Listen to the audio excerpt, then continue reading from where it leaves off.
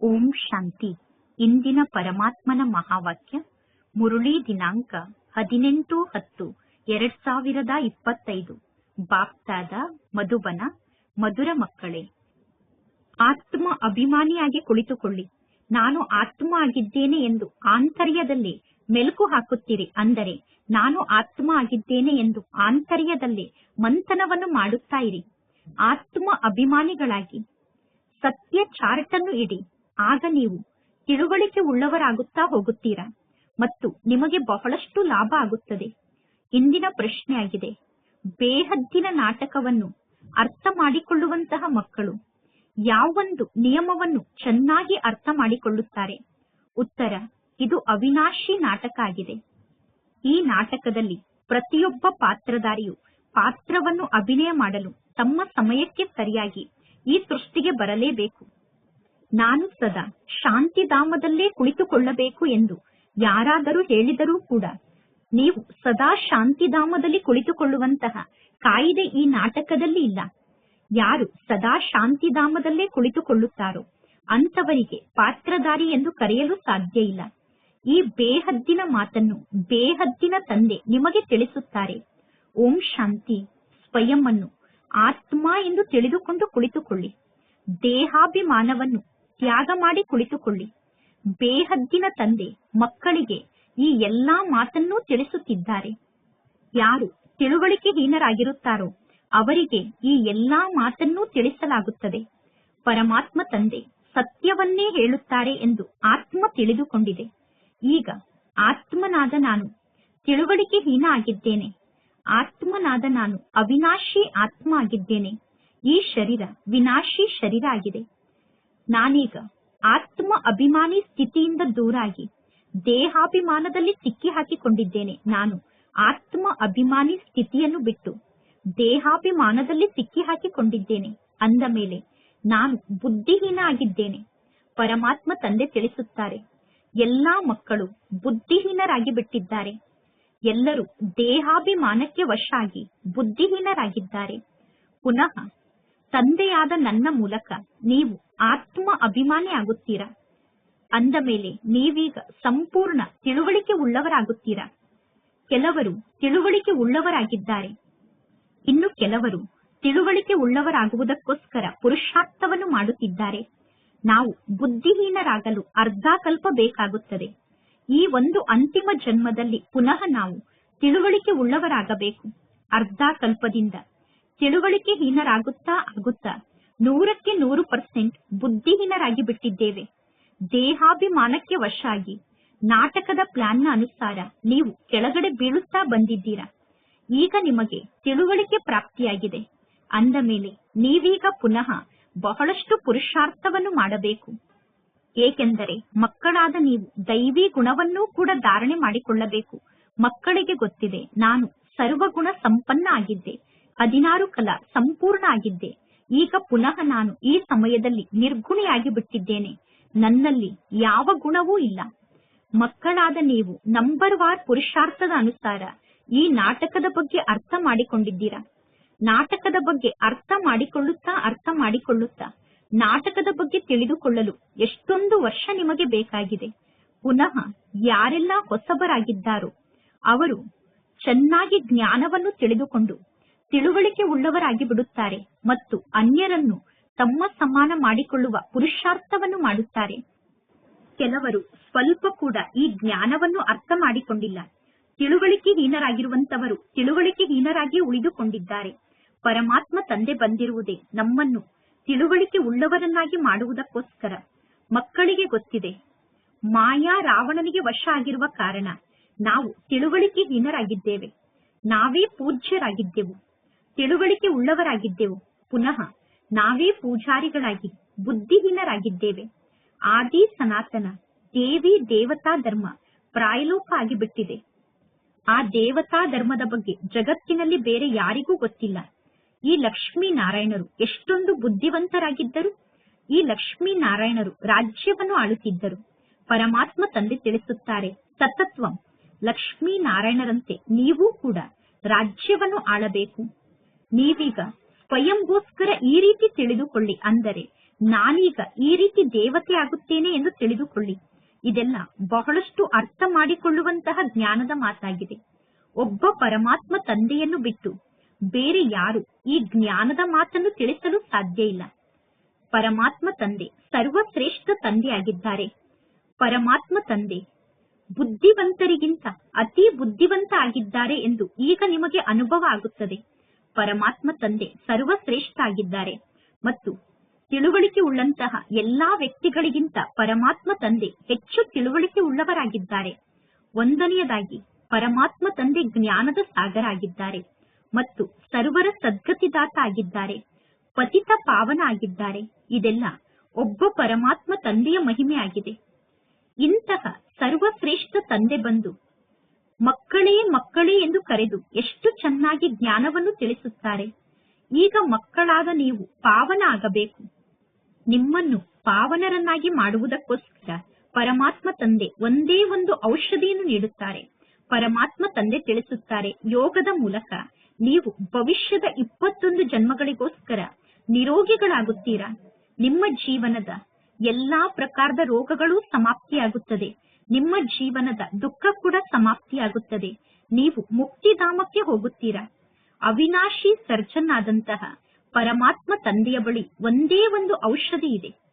ಆ ಒಂದು ಇಂಜೆಕ್ಷನ್ ಅನ್ನು ಆತ್ಮಕ್ಕೆ ತಂದೆ ಹಾಕುತ್ತಾರೆ. ಪರಮಾತ್ಮ ತಂದೆ ಆತ್ಮಕ್ಕೆ ಆ ಒಂದು ಇಂಜೆಕ್ಷನ್ ಅನ್ನು ಹಾಕುತ್ತಾರೆ. ಒಬ್ಬ ವ್ಯಕ್ತಿ ವಕೀಲ ಆಗಿ ಕೂಡ ಕೆಲಸವನ್ನು ಮಾಡುತ್ತಾರೆ, ಪುನಃ ಅದೇ ವ್ಯಕ್ತಿ ಇಂಜಿನಿಯರ್ ಆಗಿ ಕೆಲಸವನ್ನು ಮಾಡುತ್ತಾರೆ ಎಂದು ತಿಳಿದುಕೊಳ್ಳಬೇಡಿ. ಈ ರೀತಿ ಎರಡು ಕೆಲಸವನ್ನು ಒಬ್ಬ ವ್ಯಕ್ತಿ ಮಾಡಲು ಸಾಧ್ಯ ಇಲ್ಲ. ಪ್ರತಿಯೊಬ್ಬ ವ್ಯಕ್ತಿ ತನ್ನದೇ ಆದಂತಹ ಉದ್ಯೋಗದಲ್ಲಿ ತೊಡಗುತ್ತಾರೆ. ಪರಮಾತ್ಮ ತಂದೆಗೆ ಎಲ್ಲರೂ ಹೇಳುತ್ತಾರೆ, ಪರಮಾತ್ಮ ತಂದೆ ನೀವು ಬಂದು ಪತಿತರಾಗಿರುವ ನಮ್ಮನ್ನು ಪಾವನ ಮಾಡಿ ಎಂದು. ಏಕೆಂದರೆ ಪತಿತರಾಗಿರುವ ಕಾರಣ ಎಲ್ಲರೂ ದುಃಖಿಗಳಾಗಿದ್ದಾರೆ. ಈ ಪತಿತತನದಲ್ಲಿ ದುಃಖ ಇದೆ. ಶಾಂತಿಧಾಮಕ್ಕೆ ಪಾವನ ಜಗತ್ತು ಎಂದು ಕರೆಯುವುದಿಲ್ಲ, ಸ್ವರ್ಗಕ್ಕೆ ಪಾವನ ಜಗತ್ತು ಎಂದು ಕರೆಯಲಾಗುತ್ತದೆ. ಮನುಷ್ಯರು ಸುಖ ಬೇಕು, ಶಾಂತಿ ಬೇಕು ಎಂದು ಬಯಸುತ್ತಾರೆ ಅನ್ನುವ ಮಾತಿನ ಬಗ್ಗೆ ಕೂಡ ಇಲ್ಲಿ ತಂದೆ ತಿಳಿಸಿದ್ದಾರೆ. ಎಲ್ಲಿ ಶರೀರ ಇರುವುದಿಲ್ಲವೋ ಅಲ್ಲಿ ಸತ್ಯ ಸತ್ಯವಾದ ಶಾಂತಿ ಇರುತ್ತದೆ. ಆ ಜಗತ್ತಿಗೆ ಶಾಂತಿಧಾಮ ಎಂದು ಕರೆಯಲಾಗುತ್ತದೆ. ಎಲ್ಲಿ ಆತ್ಮ ಶರೀರದಿಂದ ಭಿನ್ನಾಗಿ ಅಶರೀರಿಯಾಗಿರುತ್ತದೆಯೋ ಆ ಸ್ಥಾನಕ್ಕೆ ಶಾಂತಿಧಾಮ ಎಂದು ಕರೆಯಲಾಗುತ್ತದೆ. ಬಹಳಷ್ಟು ಜನ ಹೇಳುತ್ತಾರೆ ನಾವು ಶಾಂತಿಧಾಮದಲ್ಲೇ ಇರಬೇಕು ಎಂದು. ಆದರೆ ಸದಾ ಶಾಂತಿಧಾಮದಲ್ಲೇ ಇರುವಂತಹ ಕಾಯಿದೆ ಇಲ್ಲ. ಸದಾ ಶಾಂತಿಧಾಮದಲ್ಲಿ ಇರುವಂತವರು ಪಾತ್ರಧಾರಿ ಎಂದು ಹೇಳಿಸಿಕೊಳ್ಳಲು ಸಾಧ್ಯ ಇಲ್ಲ. ಈಗ ಮಕ್ಕಳಾದ ನೀವು ಈ ನಾಟಕದ ಬಗ್ಗೆ ಅರ್ಥ ಮಾಡಿಕೊಂಡಿದ್ದೀರಾ. ನಾಟಕದಲ್ಲಿ ಪಾತ್ರಧಾರಿ ಯಾವಾಗ ಪಾತ್ರವನ್ನು ಮಾಡುವ ಸಮಯ ಬರುತ್ತದೆಯೋ ಆಗ ಅವರು ಹೊರಗಡೆ ಸ್ಟೇಜ್ನ ಮೇಲೆ ಬಂದು ಪಾತ್ರವನ್ನು ಅಭಿನಯ ಮಾಡುತ್ತಾರೆ. ಇದು ಬೇಹದ್ದಿನ ಮಾತಾಗಿದೆ. ಈ ಬೇಹದ್ದಿನ ಮಾತನ್ನು ಬೇಹದ್ದಿನ ತಂದೆ ತಿಳಿಸುತ್ತಾರೆ. ಜ್ಞಾನದ ಸಾಗರ ಎಂದು ಆ ಪರಮಾತ್ಮ ತಂದೆಗೆ ಕರೆಯಲಾಗುತ್ತದೆ. ಸರ್ವರ ಸದ್ಗತಿದಾತ ಪರಮಾತ್ಮ ತಂದೆಯಾಗಿದ್ದಾರೆ. ಪತಿತ ಪಾವನ ಪರಮಾತ್ಮ ತಂದೆಯಾಗಿದ್ದಾರೆ. ಈ ಪಂಚತತ್ವ ಸರ್ವರನ್ನು ಪಾವನ ಮಾಡಲು ಸಾಧ್ಯ ಇಲ್ಲ. ನೀರು ಮುಂತಾದದ್ದು ತತ್ವ ಆಗಿದೆ. ನೀರು ಹೇಗೆ ಸದ್ಗತಿಯನ್ನು ನೀಡಲು ಸಾಧ್ಯ? ಆತ್ಮವೇ ಪಾತ್ರವನ್ನು ಅಭಿನಯ ಮಾಡುತ್ತದೆ. ಹಠಯೋಗದ ಪಾತ್ರವನ್ನೂ ಕೂಡ ಆತ್ಮವೇ ಅಭಿನಯ ಮಾಡುತ್ತದೆ. ಯಾರು ಬುದ್ಧಿವಂತರಾಗಿದ್ದಾರೋ ಅವರೇ ಈ ಎಲ್ಲಾ ಮಾತನ್ನು ಅರ್ಥ ಮಾಡಿಕೊಳ್ಳುತ್ತಾರೆ. ಪರಮಾತ್ಮ ತಂದೆ ಮಕ್ಕಳಿಗೆ ಅನೇಕ ಬಾರಿ ತಿಳಿಸುತ್ತಾರೆ, ಹೇಗೆ ನಾವು ಪೂಜ್ಯರಿಂದ ಪೂಜಾರಿ ಆಗುತ್ತೇವೆ ಅನ್ನುವುದು ಮನುಷ್ಯರಿಗೆ ಅರ್ಥ ಆಗಬೇಕು. ಅದಕ್ಕೋಸ್ಕರ ಮನುಷ್ಯರಿಗೆ ಈ ಮಾತನ್ನು ಅರ್ಥ ಮಾಡಿಸಲು ಅಂತಹ ಯಾವುದಾದರೂ ಒಂದು ಯುಕ್ತಿಯನ್ನು ರಚನೆ ಮಾಡಿ. ಪೂಜ್ಯರು ಹೊಸ ಜಗತ್ತಿನಲ್ಲಿ ಇರುತ್ತಾರೆ, ಪೂಜಾರಿಗಳು ಹಳೆಯ ಜಗತ್ತಿನಲ್ಲಿ ಇರುತ್ತಾರೆ. ಪಾವನರಿಗೆ ಪೂಜ್ಯರು ಎಂದು ಕರೆಯಲಾಗುತ್ತದೆ, ಪತಿತರಿಗೆ ಪೂಜಾರಿಗಳು ಎಂದು ಕರೆಯಲಾಗುತ್ತದೆ. ಈ ಸಮಯದಲ್ಲಿ ಎಲ್ಲರೂ ಪತಿತರಾಗಿದ್ದಾರೆ. ಏಕೆಂದರೆ ಎಲ್ಲರೂ ವಿಕಾರದಿಂದ ಜನ್ಮವನ್ನು ಪಡೆದುಕೊಳ್ಳುತ್ತಾರೆ. ಸತ್ಯಯುಗದಲ್ಲಿ ಎಲ್ಲರೂ ಶ್ರೇಷ್ಠರಾಗಿರುತ್ತಾರೆ. ಸಂಪೂರ್ಣ ಶ್ರೇಷ್ಠಾಚಾರಿಗಳು ಎಂದು ಗಾಯನ ಕೂಡ ಇದೆ. ಈಗ ಮಕ್ಕಳಾದ ನೀವೂ ಕೂಡ ಈ ರೀತಿ ದೇವತೆಗಳಾಗಬೇಕು. ದೇವತೆ ಆಗುವಂತಹ ಮಾತಿನಲ್ಲಿ ಪರಿಶ್ರಮ ಇದೆ. ಮುಖ್ಯ ಮಾತು ಪರಮಾತ್ಮ ತಂದೆಯ ನೆನಪೇ ಆಗಿದೆ. ಎಲ್ಲರೂ ಹೇಳುತ್ತಾರೆ ಪರಮಾತ್ಮ ತಂದೆಯ ನೆನಪಿನಲ್ಲಿ ಸ್ಥಿತ ಆಗುವುದು ಬಹಳ ಕಷ್ಟ ಎಂದು. ಸದಾ ತಂದೆಯ ನೆನಪಿನಲ್ಲೇ ಇರುವುದು ಬಹಳ ಕಷ್ಟ ಎಂದು ಎಲ್ಲರೂ ಹೇಳುತ್ತಾರೆ. ನಾವು ಎಷ್ಟು ಜಾಸ್ತಿ ಸಮಯ ತಂದೆಯ ನೆನಪಿನಲ್ಲಿ ಸ್ಥಿತ ಆಗಬೇಕು ಎಂದು ಬಯಸುತ್ತೇವೋ ಅಷ್ಟು ಸಮಯ ತಂದೆಯ ನೆನಪಿನಲ್ಲಿ ಸ್ಥಿತ ಆಗಲು ನಮಗೆ ಸಾಧ್ಯ ಆಗುತ್ತಿಲ್ಲ ಎಂದು ಹೇಳುತ್ತಾರೆ. ಒಂದು ವೇಳೆ ಯಾರಾದರೂ ಸತ್ಯತೆಯಿಂದ ಚಾರ್ಟ್ ಅನ್ನು ಬರೆದರೆ ಅವರಿಗೆ ಬಹಳಷ್ಟು ಲಾಭ ಆಗುತ್ತದೆ. ಪರಮಾತ್ಮ ತಂದೆ ಮಕ್ಕಳಿಗೆ ಜ್ಞಾನವನ್ನು ನೀಡುತ್ತಿದ್ದಾರೆ. ಮಕ್ಕಳೇ, ಮನ್ಮನಾಭವ, ನೀವೀಗ ಅರ್ಥಸಹಿತವಾಗಿ ಹೇಳುತ್ತೀರಾ. ಪರಮಾತ್ಮ ತಂದೆ ಪ್ರತಿಯೊಂದು ಮಾತನ್ನು ಯಥಾರ್ಥವಾಗಿ ಅರ್ಥಸಹಿತವಾಗಿ ನಿಮಗೆ ತಿಳಿಸುತ್ತಾರೆ. ಮಕ್ಕಳಲ್ಲಿ ಕೆಲವರು ಪರಮಾತ್ಮ ತಂದೆಯ ಸಮ್ಮುಖದಲ್ಲಿ ಅನೇಕ ಪ್ರಶ್ನೆಯನ್ನು ಕೇಳುತ್ತಾರೆ. ಪರಮಾತ್ಮ ತಂದೆ ಮಕ್ಕಳ ಮನಸ್ಸಿಗೆ ಖುಷಿಯನ್ನು ನೀಡುವುದಕ್ಕೋಸ್ಕರ ಯಾವುದಾದರೂ ಒಂದು ಪ್ರಕಾರದ ಉತ್ತರವನ್ನು ನೀಡುತ್ತಾರೆ. ಆದರೆ ತಂದೆ ತಿಳಿಸುತ್ತಾರೆ, ನಿಮ್ಮ ಪ್ರಶ್ನೆಗೆ ಉತ್ತರವನ್ನು ನೀಡುವುದು ನನ್ನ ಕೆಲಸ ಅಲ್ಲ.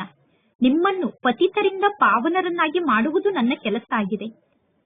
ಪರಮಾತ್ಮ ತಂದೆ ನೀವು ಬಂದು ನಮ್ಮನ್ನು ಪತಿತರಿಂದ ಪಾವನರನ್ನಾಗಿ ಮಾಡಿ ಎಂದು ತಂದೆಯಾದ ನನ್ನನ್ನು ನೀವು ಕೂಗಿ ಕರೆಯುತ್ತೀರಾ. ನಿಮಗೆ ಗೊತ್ತಿದೆ, ಆತ್ಮನಾದ ನಾನು ಈ ಶರೀರದ ಜೊತೆಗೆ ಪಾವನ ಆಗಿದ್ದೆ. ಈ ಶರೀರದಲ್ಲಿ ಇರುವಾಗಲೇ ಆತ್ಮನಾದ ನಾನು ಪಾವನ ಆಗಿದ್ದೆ.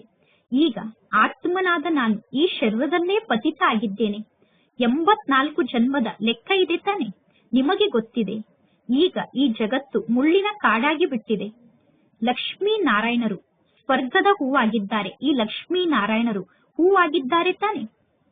ಮುಳ್ಳಾಗಿ ಇರುವಂತಹ ಮನುಷ್ಯರು ಲಕ್ಷ್ಮೀನಾರಾಯಣರ ಸಮ್ಮುಖಕ್ಕೆ ಹೋಗಿ ಹೇಳುತ್ತಾರೆ, ನೀವು ಸರ್ವ ಗುಣಗಳಿಂದ ಸಂಪನ್ನ ಆಗಿದ್ದೀರಾ, ನಾನು ಪಾಪಿಯಾಗಿದ್ದೇನೆ, ಕಪಟಿಯಾಗಿದ್ದೇನೆ ಎಂದು.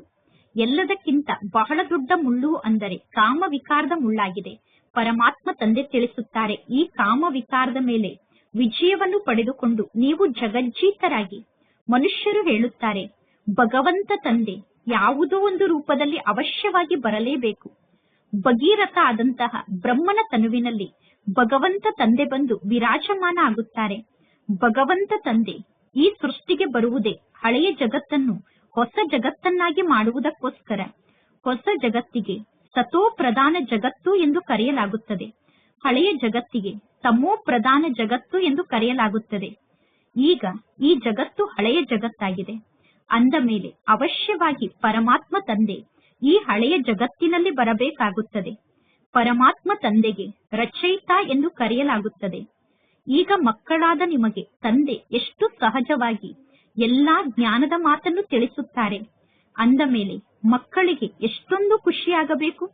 ಇನ್ನು ಯಾರ ಜೀವನದಲ್ಲಿ ಕರ್ಮ ಭೋಗದ ಲೆಕ್ಕಾಚಾರ ಇದೆಯೋ, ಎಷ್ಟೆಲ್ಲಾ ಲೆಕ್ಕಾಚಾರ ಇದೆಯೋ ಆ ಲೆಕ್ಕಾಚಾರವನ್ನು ಅವರು ಅನುಭವ ಮಾಡಲೇಬೇಕು. ಆ ಲೆಕ್ಕಾಚಾರದಿಂದ ಮುಕ್ತ ಮಾಡಲು ಪರಮಾತ್ಮ ತಂದೆ ಆಶೀರ್ವಾದವನ್ನು ಮಾಡುವುದಿಲ್ಲ. ಪರಮಾತ್ಮ ತಂದೆ ನೀವು ಬಂದು ನಮಗೆ ಆಸ್ತಿಯನ್ನು ನೀಡಿ ಎಂದು ತಂದೆಯಾದ ನನ್ನನ್ನು ನೀವು ಕೂಗಿ ಕರೆಯುತ್ತೀರಾ. ಪರಮಾತ್ಮ ತಂದೆಯ ಮೂಲಕ ಯಾವ ಆಸ್ತಿಯನ್ನು ಪಡೆದುಕೊಳ್ಳಬೇಕು ಎಂದು ಬಯಸುತ್ತೀರಾ? ಮುಕ್ತಿ ಮತ್ತು ಜೀವನ್ ಮುಕ್ತಿಯ ಆಸ್ತಿಯನ್ನು ಪಡೆದುಕೊಳ್ಳಬೇಕು ಎಂದು ಬಯಸುತ್ತೀರಾ? ಮುಕ್ತಿ ಮತ್ತು ಜೀವನ್ ಮುಕ್ತಿಯ ದಾತ ಒಬ್ಬ ಜ್ಞಾನದ ಸಾಗರ ಆದಂತಹ ಪರಮಾತ್ಮ ತಂದೆ ಆಗಿದ್ದಾರೆ. ಆದ್ದರಿಂದ ಪರಮಾತ್ಮ ತಂದೆಗೆ ಜ್ಞಾನದ ದಾತ ಎಂದು ಕರೆಯಲಾಗುತ್ತದೆ. ಭಗವಂತ ತಂದೆ ಈ ಜ್ಞಾನವನ್ನು ನೀಡಿದ್ದರು. ಆದರೆ ಯಾವಾಗ ನೀಡಿದ್ದರು, ಯಾರು ಈ ಜ್ಞಾನವನ್ನು ನೀಡಿದ್ದರು ಅನ್ನುವುದು ಯಾರಿಗೂ ಗೊತ್ತಿಲ್ಲ. ಈ ಮಾತಿನಲ್ಲೇ ಸಂಪೂರ್ಣ ಗೊಂದಲ ಇದೆ. ಯಾರಿಗೆ ತಂದೆ ಜ್ಞಾನವನ್ನು ನೀಡಿದರು ಅನ್ನುವುದು ಯಾರಿಗೂ ಗೊತ್ತಿಲ್ಲ. ಈಗ ಇಲ್ಲಿ ಬ್ರಹ್ಮ ತಂದೆ ಕುಳಿತಿದ್ದಾರೆ. ಈ ಬ್ರಹ್ಮ ತಂದೆಗೆ ಈಗ ಗೊತ್ತಾಗಿದೆ, ಮೊದಲು ನಾನೇ ನಾರಾಯಣ ಆಗಿದ್ದೆ, ನಂತರ ನಾನೇ 84 ಜನ್ಮವನ್ನು ಪಡೆದುಕೊಂಡೆ. ಈ ಬ್ರಹ್ಮ ತಂದೆ ನಂಬರ್ 1 ನಲ್ಲಿ ಇದ್ದಾರೆ. ಪರಮಾತ್ಮ ಶಿವ ತಂದೆ ತಿಳಿಸುತ್ತಾರೆ, ನನ್ನ ಕಣ್ಣು ಈಗ ತೆರೆದಿದೆ. ನೀವೀಗ ಹೇಳುತ್ತೀರಾ, ನಮ್ಮ ಕಣ್ಣು ಕೂಡ ತೆರೆದಿದೆ. ಅಂದರೆ 3ನೇ ನೇತ್ರ ತೆರೆಯುತ್ತದೆ ತಾನೆ. ನೀವೀಗ 3ನೇ ನೇತ್ರವನ್ನು ತೆರೆದಿದ್ದೀರಾ. ನೀವೀಗ ಹೇಳುತ್ತೀರಾ, ಈಗ ಪರಮಾತ್ಮ ತಂದೆಯ ಸಂಪೂರ್ಣ ಜ್ಞಾನ ನಮಗೆ ಪ್ರಾಪ್ತಿಯಾಗಿದೆ, ಸೃಷ್ಟಿ ಚಕ್ರದ ಸಂಪೂರ್ಣ ಜ್ಞಾನ ನಮಗೆ ಪ್ರಾಪ್ತಿಯಾಗಿದೆ ಎಂದು. ನಾನು ಯಾರಾಗಿದ್ದೇನೆ, ನಾನು ಹೇಗಿದ್ದೇನೆ ಅನ್ನುವ ಸಂಪೂರ್ಣ ಜ್ಞಾನದ ನನ್ನ ಕಣ್ಣು ತೆರೆದಿದೆ. ಇದೆಲ್ಲ ಎಷ್ಟೊಂದು ಅದ್ಭುತವಾದ ಜ್ಞಾನದ ಮಾತಾಗಿದೆ. ಮೊದಲು ಆತ್ಮ ಅಂದರೆ ನಾನು ಮೊದಲು ಆತ್ಮ ಆಗಿದ್ದೇನೆ, ನಂತರ ನಾನು ಸ್ವಯಂವನ್ನು ಶರೀರ ಎಂದು ತಿಳಿದುಕೊಳ್ಳುತ್ತೇನೆ. ಆತ್ಮ ಹೇಳುತ್ತದೆ, ನಾನು ಒಂದು ಶರೀರವನ್ನು ತ್ಯಾಗ ಮಾಡಿ ಇನ್ನೊಂದು ಶರೀರವನ್ನು ಧಾರಣೆ ಮಾಡಿಕೊಳ್ಳುತ್ತೇನೆ ಎಂದು. ಅಂದ ಮೇಲೆ ಪುನಃ ಸ್ವಯಂವನ್ನು ಆತ್ಮ ಅನ್ನುವುದನ್ನು ಮರೆತು ದೇಹಾಭಿಮಾನಕ್ಕೆ ವಶ ಆಗುತ್ತಾರೆ. ಆದ್ದರಿಂದ ಈಗ ನೀವು ಸ್ವಯಂವನ್ನು ಆತ್ಮ ಎಂದು ತಿಳಿದುಕೊಳ್ಳಿ ಎಂದು ಪರಮಾತ್ಮ ತಂದೆ ಮೊಟ್ಟ ಮೊದಲು ನಿಮಗೆ ತಿಳುವಳಿಕೆಯನ್ನು ನೀಡುತ್ತಾರೆ. ಆಂತರ್ಯದಲ್ಲಿ ನೀವು ಮೆಲುಕು ಹಾಕಬೇಕು. ನಾನು ಆತ್ಮ ಆಗಿದ್ದೇನೆ ಎಂದು ಆಂತರ್ಯದಲ್ಲೇ ನೀವು ಮೆಲುಕು ಹಾಕಬೇಕು. ಸ್ವಯಂ ಅನ್ನು ಆತ್ಮ ಎಂದು ತಿಳಿದುಕೊಳ್ಳದೇ ಇರುವ ಕಾರಣ ನೀವು ತಂದೆಯನ್ನು ಮರೆತು ಬಿಡುತ್ತೀರಾ. ನೀವು ಸ್ವಯಂ ಅನುಭವವನ್ನು ಮಾಡುತ್ತೀರಾ. ಅವಶ್ಯವಾಗಿ ನಾನು ಗಳಿಗೆ ಗಳಿಗೆಗೂ ದೇಹಾಭಿಮಾನಕ್ಕೆ ವಶ ಆಗುತ್ತೇನೆ ಅಂದ ಮೇಲೆ ಆತ್ಮ ಅಭಿಮಾನಿಯಾಗಲು ಪರಿಶ್ರಮವನ್ನು ಪಡಬೇಕು. ಯಾವಾಗ ನೀವು ಇಲ್ಲಿ ಕುಳಿತುಕೊಳ್ಳುತ್ತೀರೋ ಆಗ ಆತ್ಮ ಅಭಿಮಾನಿಯಾಗಿ ಕುಳಿತುಕೊಳ್ಳಿ. ಪರಮಾತ್ಮ ತಂದೆ ತಿಳಿಸುತ್ತಾರೆ, ಮಕ್ಕಳಾದ ನಿಮಗೆ ರಾಜ್ಯ ಭಾಗ್ಯವನ್ನು ನೀಡಲು ನಾನು ಬಂದಿದ್ದೇನೆ. ಅರ್ಧ ಕಲ್ಪದಿಂದ ನೀವು ತಂದೆಯಾದ ನನ್ನನ್ನು ನೆನಪು ಮಾಡಿದ್ದೀರಾ. ಯಾವುದಾದರೂ ಪರಿಸ್ಥಿತಿ ಅಥವಾ ಮಾತು ಸಮ್ಮುಖಕ್ಕೆ ಬಂದಾಗ ಜಗತ್ತಿನ ಜನ ಅಯ್ಯೋ ರಾಮ ಎಂದು ಹೇಳುತ್ತಾರೆ. ಆದರೆ ಈಶ್ವರ ಅಥವಾ ರಾಮ ಯಾರಾಗಿದ್ದಾರೆ ಅನ್ನುವುದು ಯಾರಿಗೂ ಗೊತ್ತಿಲ್ಲ. ಈಗ ಜ್ಞಾನದ ಸಾಗರ, ಪತಿತ ಪಾವನ, ಸರ್ವರ ಸದ್ಗತಿದಾತ, ತ್ರಿಮೂರ್ತಿ ಪರಂಪಿತ ಪರಮಾತ್ಮ ಶಿವತಂದೆ ಆಗಿದ್ದಾರೆ ಅನ್ನುವುದನ್ನು ನೀವು ಸಿದ್ಧ ಮಾಡಬೇಕು. ಬ್ರಹ್ಮ, ವಿಷ್ಣು, ಶಂಕರ ಮೂವರ ಜನ್ಮ ಒಟ್ಟಿಗೆ ಆಗುತ್ತದೆ. ಕೇವಲ ಶಿವ ಜಯಂತಿ ಅಷ್ಟೇ ಅಲ್ಲ, ಆದರೆ ತ್ರಿಮೂರ್ತಿ ಶಿವ ಜಯಂತಿ ಎಂದು ಹೇಳಬೇಕು. ಅವಶ್ಯವಾಗಿ ಯಾವಾಗ ಶಿವ ತಂದೆಯ ಜಯಂತಿ ಆಗುತ್ತದೆಯೋ ಆಗ ಬ್ರಹ್ಮನ ಜಯಂತಿ ಕೂಡ ಆಗುತ್ತದೆ. ಶಿವ ತಂದೆಯ ಜಯಂತಿಯನ್ನು ಆಚರಣೆ ಮಾಡುತ್ತಾರೆ. ಆದರೆ ಬ್ರಹ್ಮ ತಂದೆ ಅಂತಹ ಯಾವ ಕಾರ್ಯವನ್ನು ಮಾಡಿದ್ದಾರೆ? ಇಲ್ಲಿ ನಿಮಗೆ ಲೌಕಿಕ ತಂದೆ ಕೂಡ ಇದ್ದಾರೆ, ಪಾರಲೌಕಿಕ ತಂದೆ ಕೂಡ ಇದ್ದಾರೆ, ಅಲೌಕಿಕ ತಂದೆ ಕೂಡ ಇದ್ದಾರೆ. ಈ ಪ್ರಜಾಪಿತ ಬ್ರಹ್ಮ ನಿಮಗೆ ಅಲೌಕಿಕ ತಂದೆ ಆಗಿದ್ದಾರೆ. ಪರಮಾತ್ಮ ತಂದೆ ತಿಳಿಸುತ್ತಾರೆ, ಹೊಸ ಜಗತ್ತಿಗೋಸ್ಕರ ಈ ಹೊಸ ಜ್ಞಾನ ನಿಮಗೆ ಪ್ರಾಪ್ತಿಯಾಗುತ್ತದೆ. ನಂತರ ಪುನಃ ಈ ಜ್ಞಾನ ಪ್ರಾಯಲೋಪ ಆಗುತ್ತದೆ. ರಚಯಿತ ಮತ್ತು ರಚನೆಯ ಜ್ಞಾನ ನಮಗೆ ಗೊತ್ತಿಲ್ಲ ಎಂದು ಯಾರು ಹೇಳುತ್ತಾರೋ ಅವರು ಅಜ್ಞಾನಿಗಳೇ ಆಗಿದ್ದಾರೆ. ಎಲ್ಲರೂ ಅಜ್ಞಾನದ ನಿದ್ದೆಯಲ್ಲಿ ಮಲಗಿದ್ದಾರೆ. ಜ್ಞಾನದ ಮೂಲಕ ಹಗಲು ಬರುತ್ತದೆ, ಭಕ್ತಿಯ ಮೂಲಕ ರಾತ್ರಿ ಆಗುತ್ತದೆ. ಶಿವರಾತ್ರಿಯ ಅರ್ಥವನ್ನು ಯಾರೂ ತಿಳಿದುಕೊಂಡಿಲ್ಲ. ಆದ್ದರಿಂದ ಶಿವರಾತ್ರಿಯ ದಿನದಂದು ರಜೆಯನ್ನು ಕೂಡ ಕೊಡುವುದಿಲ್ಲ. ಈಗ ನಿಮಗೆ ಗೊತ್ತಿದೆ, ನಮ್ಮೆಲ್ಲರ ಜ್ಯೋತಿಯನ್ನು ಬೆಳಗುವುದಕ್ಕೋಸ್ಕರ ಪರಮಾತ್ಮ ತಂದೆ ಬಂದಿದ್ದಾರೆ. ಇಲ್ಲಿ ನೀವು ದೀಪವನ್ನು ಹಚ್ಚಿದಾಗ ನೀವು ಯಾವುದೋ ಒಂದು ವಿಶೇಷವಾದ ದೊಡ್ಡ ದಿನವನ್ನು ಆಚರಣೆ ಮಾಡುತ್ತಿದ್ದೀರಾ ಎಂದು ಎಲ್ಲರೂ ತಿಳಿದುಕೊಳ್ಳುತ್ತಾರೆ. ನೀವೀಗ ಅರ್ಥಸಹಿತವಾಗಿ ದೀಪವನ್ನು ಹಚ್ಚುತ್ತೀರಾ. ಜಗತ್ತಿನ ಜನರಿಗೆ ಏಕೆ ದೀಪವನ್ನು ಹಚ್ಚುತ್ತೇವೆ ಅನ್ನುವ ಮಾತಿನ ಅರ್ಥ ಗೊತ್ತಿಲ್ಲ. ನಿಮ್ಮ ಭಾಷಣದ ಮೂಲಕ ಸಂಪೂರ್ಣ ಜ್ಞಾನವನ್ನು ಅವರು ತಿಳಿದುಕೊಳ್ಳಲು ಸಾಧ್ಯ ಇಲ್ಲ. ಈಗ ಸಂಪೂರ್ಣ ವಿಶ್ವದಲ್ಲಿ ರಾವಣನ ರಾಜ್ಯ ಇದೆ. ಈ ಸಮಯದಲ್ಲಿ ಎಲ್ಲಾ ಮನುಷ್ಯರು ಇಲ್ಲಿ ಎಷ್ಟೊಂದು ದುಃಖಿಗಳಾಗಿದ್ದಾರೆ. ರಿದ್ಧಿ ಸಿದ್ಧಿಯನ್ನು ಮಾಡುವಂತವರೂ ಕೂಡ ಬಹಳಷ್ಟು ಕಾಟವನ್ನು ಕೊಡುತ್ತಿರುತ್ತಾರೆ. ಇಂಥವರ ತನುವಿನಲ್ಲಿ ಅಸುರಿ ಆತ್ಮ ಇದೆ ಎಂದು ಪೇಪರ್ನಲ್ಲೂ ಕೂಡ ಪ್ರಿಂಟ್ ಆಗುತ್ತದೆ. ಆ ಆತ್ಮ ಬಹಳಷ್ಟು ದುಃಖವನ್ನು ಕೊಡುತ್ತದೆ. ಪರಮಾತ್ಮ ತಂದೆ ತಿಳಿಸುತ್ತಾರೆ, ಇಂತಹ ಮಾತಿಗೂ ನಿಮಗೂ ಯಾವ ಸಂಬಂಧವೂ ಇಲ್ಲ. ಅಸುರಿ ಆತ್ಮಗಳಿಗೂ ನಿಮಗೂ ಯಾವ ಸಂಬಂಧವೂ ಇಲ್ಲ. ಪರಮಾತ್ಮ ತಂದೆ ಡೈರೆಕ್ಟ್ ಆಗಿ ತಿಳಿಸುತ್ತಾರೆ, ಮಕ್ಕಳೇ, ನೀವು ತಂದೆಯಾದ ನನ್ನನ್ನು ನೆನಪು ಮಾಡಿ, ಆಗ ನೀವು ಪಾವನ ಆಗುತ್ತೀರಾ ಮತ್ತು ನಿಮ್ಮ ಜೀವನದ ಸಂಪೂರ್ಣ ದುಃಖ ದೂರ ಆಗುತ್ತದೆ. ಒಳ್ಳೆಯದು. ಮಧುರಾತಿ ಮಧುರ ಅಗಲಿ ಹೋಗಿ ಮರಳಿ ಸಿಕ್ಕಿರುವ ಮಕ್ಕಳ ಪ್ರತಿ ಮಾತ್ಪಿತಾ ಬಾಪ್ತಾದರವರ ನೆನಪು, ಪ್ರೀತಿ ಹಾಗೂ ಸುಪ್ರಭಾತ. ಆತ್ಮಿಕ ಮಕ್ಕಳಿಗೆ ಆತ್ಮಿಕ ತಂದೆಯ ನಮಸ್ತೆ. ಆತ್ಮಿಕ ತಂದೆಗೆ ಆತ್ಮಿಕ ಮಕ್ಕಳ ನೆನಪು, ಪ್ರೀತಿ ಹಾಗೂ ನಮಸ್ತೆ ನಮಸ್ತೆ ನಮಸ್ತೆ. ಧಾರಣೆಗೋಸ್ಕರ ಮುಖ್ಯ ಸಾರ. ಫಸ್ಟ್ ಪಾಯಿಂಟ್, ಯಥಾರ್ಥವಾಗಿ ಪರಮಾತ್ಮ ತಂದೆಯನ್ನು ನೆನಪು ಮಾಡಲು ಪರಿಶ್ರಮವನ್ನು ಪಡಬೇಕು ಅಥವಾ ಆತ್ಮ ಅಭಿಮಾನಿಯಾಗಲು ಪರಿಶ್ರಮವನ್ನು ಪಡಬೇಕು. ಸತ್ಯತೆಯಿಂದ ಸ್ವಯಂನ ಚಾರ್ಟ್ ಅನ್ನು ಇಡಬೇಕು. ಸತ್ಯತೆಯಿಂದ ಚಾರ್ಟ್ ಅನ್ನು ಇಟ್ಟಾಗ ನಿಮಗೆ ಬಹಳಷ್ಟು ಲಾಭ ಆಗುತ್ತದೆ. ಸೆಕೆಂಡ್ ಪಾಯಿಂಟ್, ಕಾಮ ವಿಕಾರ ಬಹಳ ದೊಡ್ಡ ದುಃಖವನ್ನು ನೀಡುವಂತಹ ಮುಳ್ಳಾಗಿದೆ. ಯೋಗದ ಶಕ್ತಿಯ ಮೂಲಕ ನೀವು ಕಾಮ ವಿಕಾರದ ಮೇಲೆ ವಿಜಯವನ್ನು ಪ್ರಾಪ್ತಿ ಮಾಡಿಕೊಂಡು ಪತಿತರಿಂದ ಪಾವನರಾಗಬೇಕು. ಇನ್ನು ಜಗತ್ತಿನ ಉಳಿದ ಯಾವ ಮಾತಿಗೂ ನಿಮಗೂ ಸಂಬಂಧ ಇಲ್ಲ. ಇಂದಿನ ವರದಾನ ಆಗಿದೆ, ಪ್ರತ್ಯಕ್ಷ ಜೀವನದ ಮೂಲಕ ಪರಮಾತ್ಮ ತಂದೆಯ ಜ್ಞಾನದ ಸಾಕ್ಷಿಯನ್ನು ನೀಡುವಂತಹ ಧರ್ಮ ಯುದ್ಧದಲ್ಲಿ ವಿಜಯಿಗಳಾಗಿ. ಈಗ ಧರ್ಮ ಯುದ್ಧದ ಸ್ಟೇಜ್ನ ಮೇಲೆ ಬರಬೇಕು. ಈ ಧರ್ಮ ಯುದ್ಧದಲ್ಲಿ ವಿಜಯಿಯಾಗಲು ಸಾಧನ ಅಂದರೆ ನಿಮ್ಮ ಪ್ರತ್ಯಕ್ಷ ಜೀವನ ಆಗಿದೆ. ಏಕೆಂದರೆ ಪರಮಾತ್ಮನ ಜ್ಞಾನಕ್ಕೆ ಪ್ರೂಫೇ ನಿಮ್ಮ ಪ್ರತ್ಯಕ್ಷ ಜೀವನ ಆಗಿದೆ. ನಿಮ್ಮ ಮೂರ್ತಿಯ ಮೂಲಕ ಜ್ಞಾನ ಮತ್ತು ಗುಣ ಪ್ರತ್ಯಕ್ಷದಲ್ಲಿ ಕಾಣಿಸಬೇಕು. ಏಕೆಂದರೆ ವರ್ತಮಾನ ಸಮಯದಲ್ಲಿ ಕೇವಲ ಚರ್ಚೆಯನ್ನು ಮಾಡುವುದರಿಂದ ನಿಮ್ಮ ಮೂರ್ತಿಯನ್ನು ನೀವು ಸಿದ್ಧಪಡಿಸಲು ಸಾಧ್ಯ ಇಲ್ಲ.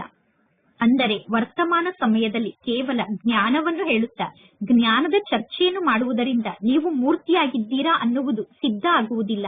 ಆದರೆ ನೀವು ಜೀವನದಲ್ಲಿ ಪ್ರತ್ಯಕ್ಷ ರೂಪದಲ್ಲಿ ಧಾರಣಾ ಮೂರ್ತಿಯಾಗಿ 1 ಸೆಕೆಂಡ್ನಲ್ಲಿ ಯಾವ ಆತ್ಮರನ್ನು ಬೇಕಾದರೂ ಶಾಂತ ಮಾಡಬಹುದು.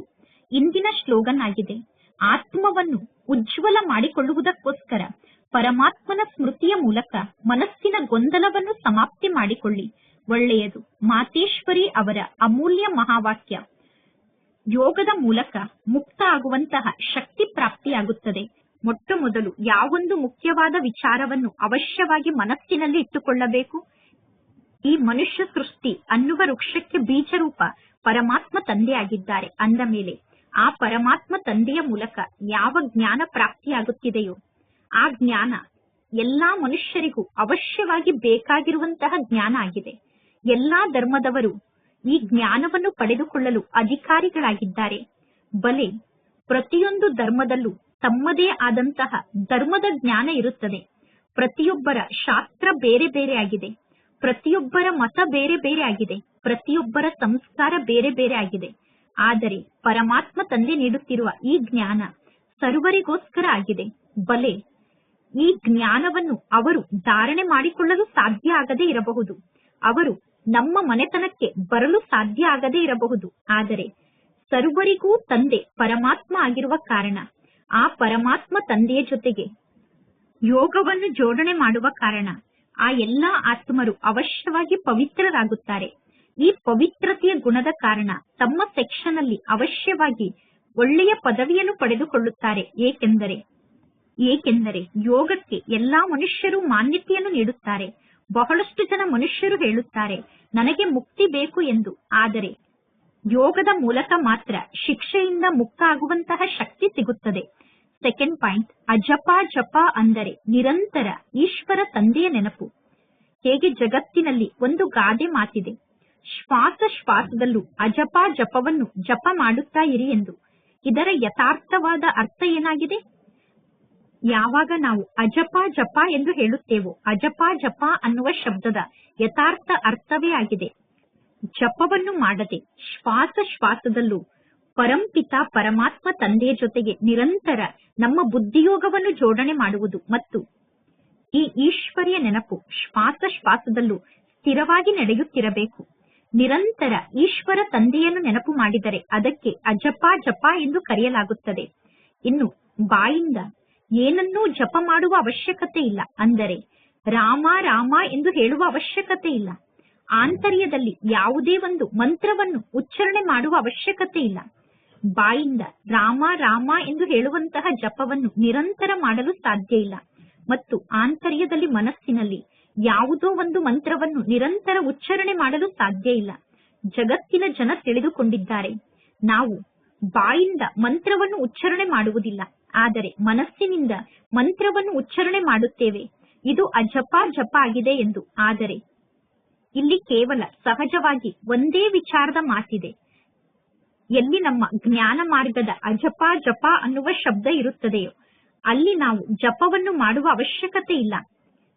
ಆಂತರ್ಯದಿಂದ ಯಾವುದೋ ಮೂರ್ತಿಯ ಧ್ಯಾನವನ್ನು ಮಾಡುವ ಅವಶ್ಯಕತೆ ಇಲ್ಲ. ಏನನ್ನೂ ಸ್ಮರಣೆ ಮಾಡುವ ಅವಶ್ಯಕತೆ ಇಲ್ಲ. ಏಕೆಂದರೆ ಜಗತ್ತಿನ ಜನ ಊಟವನ್ನು ಮಾಡುತ್ತಾ ನೀರನ್ನು ಕುಡಿಯುತ್ತಾ ಸ್ಥೂಲ ರೂಪದ ಜಪವನ್ನು ನಿರಂತರ ಮಾಡಲು ಸಾಧ್ಯ ಇಲ್ಲ. ಆದರೆ ನಾವು ಈಶ್ವರ ತಂದೆಯನ್ನು ನಿರಂತರ ನೆನಪು ಮಾಡುತ್ತೇವೆ. ಇಲ್ಲಿ ಈಶ್ವರ ತಂದೆಯ ನೆನಪು ನಿರಂತರ ನಡೆಯುತ್ತಿರುತ್ತದೆ. ಏಕೆಂದರೆ ಇಲ್ಲಿ ತಂದೆಯನ್ನು ನೆನಪು ಮಾಡುವುದು ಬಹಳ ಸಹಜ ಆಗಿದೆ. ನಾನು ಪರಮಾತ್ಮ ತಂದೆಗೆ ಮಗುವಾಗಿದ್ದೇನೆ, ನಾನು ಪರಮಾತ್ಮ ತಂದೆಯನ್ನು ನೆನಪು ಮಾಡುತ್ತೇನೆ ಎಂದು ತಿಳಿದುಕೊಳ್ಳಿ. ಅಂದ ಮೇಲೆ ಆ ಸಮಯದಲ್ಲಿ ಪರಮಾತ್ಮ ತಂದೆಯ ಫೋಟೋವನ್ನು ಕೂಡ ಸಮ್ಮುಖದಲ್ಲಿ ನೋಡುವ ಅವಶ್ಯಕತೆ ಇಲ್ಲ. ಆದರೆ ಮನಸ ವಾಚ ಕರ್ಮಣ ಪರಮಾತ್ಮ ತಂದೆಯ ಕರ್ತವ್ಯದ ನೆನಪು ಬರುತ್ತದೆ, ತಂದೆಯ ಗುಣಗಳ ನೆನಪು ಬರುತ್ತದೆ. ತಂದೆ ಮಾಡುತ್ತಿರುವಂತಹ ಕಾರ್ಯದ ನೆನಪು ಬಂದರೆ ಸಾಕು. ಈ ರೀತಿ ನೆನಪನ್ನು ಮಾಡುವುದರಿಂದ ಮಕ್ಕಳು ಏನೆಲ್ಲಾ ಕಾರ್ಯವನ್ನು ಮಾಡುತ್ತೀರೋ ಆ ಕಾರ್ಯದ ಮೂಲಕ ಮಕ್ಕಳಾದ ನೀವು ತಂದೆಯನ್ನು ಪ್ರತ್ಯಕ್ಷಪಡಿಸುತ್ತೀರಾ.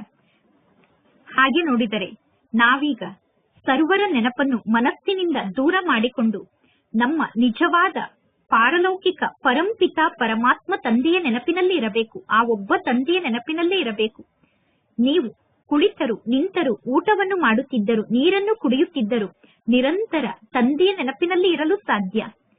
ಆ ತಂದೆಯ ನೆನಪಿನ ಮೂಲಕ ನೀವು ಕರ್ಮಾತೀತ ಸ್ಥಿತಿಯನ್ನು ಪ್ರಾಪ್ತಿ ಮಾಡಿಕೊಳ್ಳುತ್ತೀರಾ. ಅಂದ ಮೇಲೆ ಸ್ವಾಭಾವಿಕವಾಗಿ ಪರಮಾತ್ಮ ತಂದೆಯನ್ನು ನೆನಪು ಮಾಡುವುದಕ್ಕೆ ಅಜಪ ಜಪ ಎಂದು ಕರೆಯಲಾಗುತ್ತದೆ. ಒಳ್ಳೆಯದು. ಓಂ ಶಾಂತಿ. ಇಂದಿನ ಅವ್ಯಕ್ತ ಸೂಚನೆಯಾಗಿದೆ. ಸ್ವಯಂಗೋಸ್ಕರ ಮತ್ತು ಸರ್ವರಿಗೋಸ್ಕರ ಮನಸ್ಸಿನ ಮೂಲಕ ಯೋಗದ ಶಕ್ತಿಯನ್ನು ಪ್ರಯೋಗ ಮಾಡಿ. ಅಭ್ಯಾಸ ಅನ್ನುವ ಪ್ರಯೋಗ ಶಾಲೆಯಲ್ಲಿ ಕುಳಿತು ಯೋಗವನ್ನು ಪ್ರಯೋಗ ಮಾಡಿ. ಆಗ ಒಬ್ಬ ತಂದೆಯ ಆಶ್ರಯದ ಅನುಭವ ಆಗುತ್ತದೆ ಮತ್ತು ಮಾಯೆಯ ಅನೇಕ ಪ್ರಕಾರದ ವಿಘ್ನಗಳಿಂದ ನಾನು ದೂರ ಆಗಿದ್ದೇನೆ ಎಂದು ಅನುಭವವನ್ನು ಮಾಡಲು ಸಾಧ್ಯ ಆಗುತ್ತದೆ.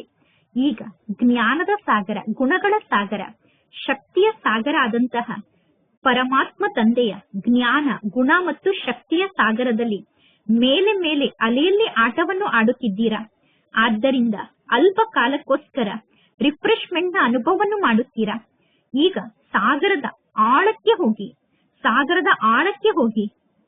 ಯಾವಾಗ ಸಾಗರದ ಆಳಕ್ಕೆ ಹೋಗುತ್ತೀರೋ ಆಗ ಅನೇಕ ಪ್ರಕಾರದ ವಿಚಿತ್ರ ಅನುಭವವನ್ನು ಮಾಡುತ್ತಾ ರತ್ನಗಳನ್ನು ಪ್ರಾಪ್ತಿ ಮಾಡಿಕೊಳ್ಳುತ್ತೀರಾ. ಒಳ್ಳೆಯದು. ಓಂ ಶಾಂತಿ.